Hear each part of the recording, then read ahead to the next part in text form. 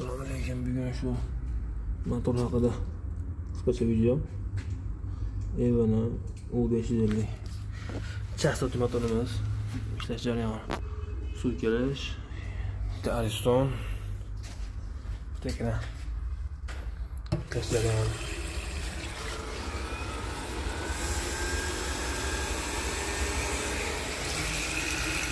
Motor ishlashi. Motor suv bosimiga qarab o'zini bosqich bo'ladi.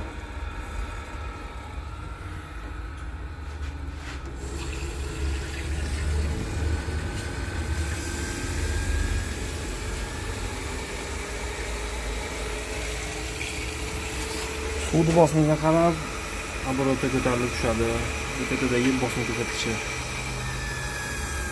Bu o'tishi.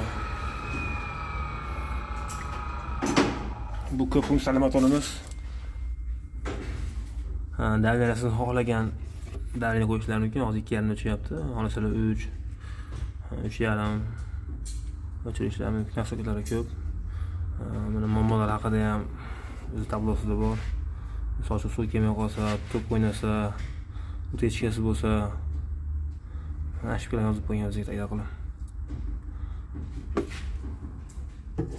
Keyin suv ochganda necha bosimda ushlab turishi ham o'zida to'g'risida bo'ladi. Kranni to'g'ri ochgan paytda mana bir o'tdan. Hozir ko'tarishlar mumkin.